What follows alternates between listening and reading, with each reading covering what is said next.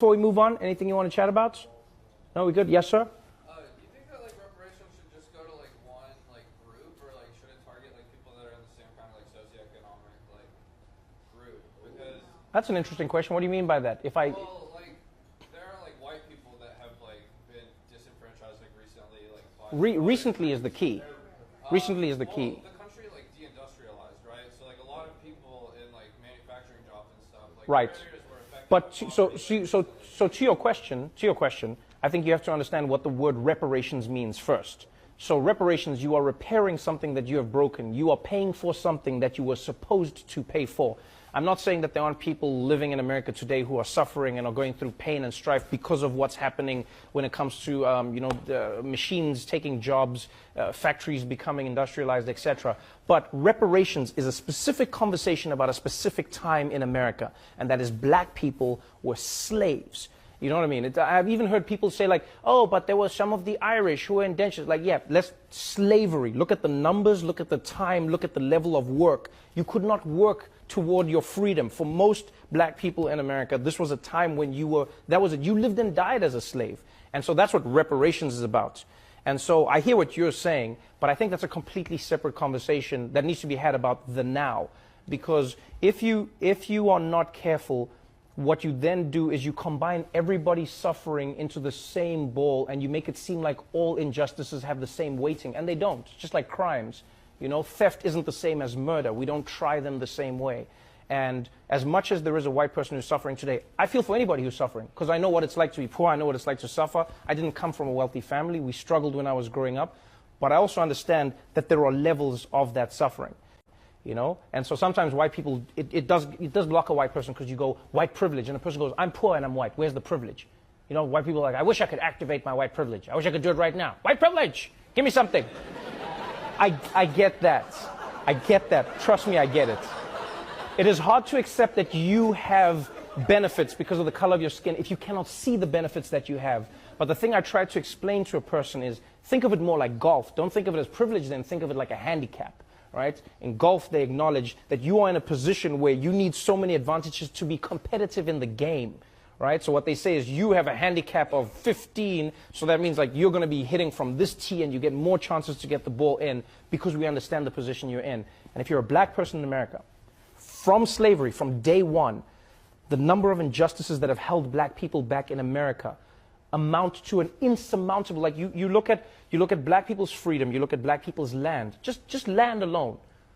The amount of wealth you can acquire over time if you own land is exponential, because you have the land, you have the fact that you can borrow based on the land, you have the fact that you can use the money that you have borrowed to grow more wealth, you can use it to grow your family's wealth.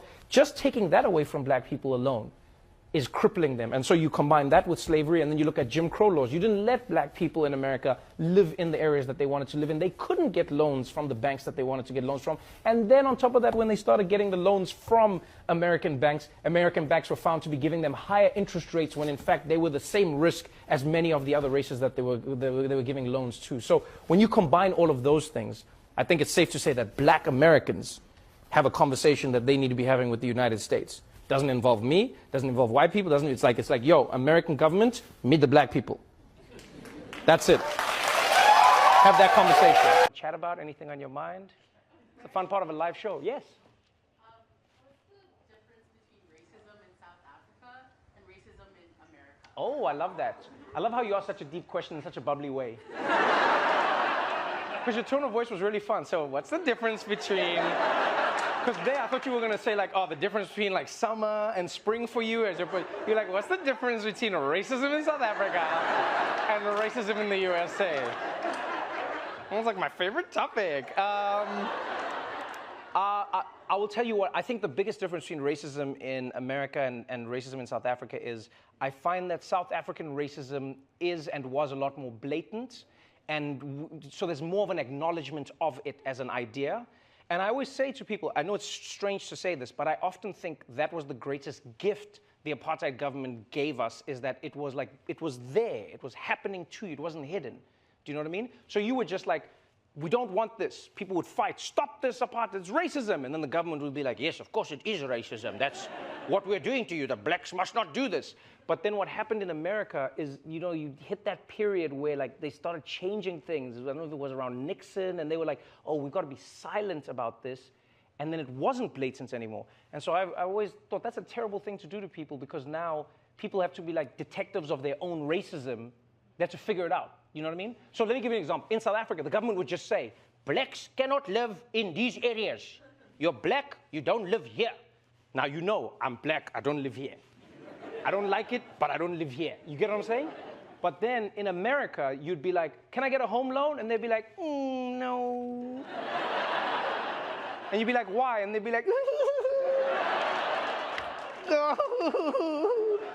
they'd be like, why can't I? And then you just start realizing, you're like, wow, how come the black people all seem to only be able to get houses in these areas, but not in these areas? And these school districts are better. How come the money is going here? How come? And you get what I'm saying? And I know it sounds strange to say, but I think there's something liberating about fighting an obvious enemy as opposed to one that you have to prove exists. That's probably the biggest difference between America and, yeah.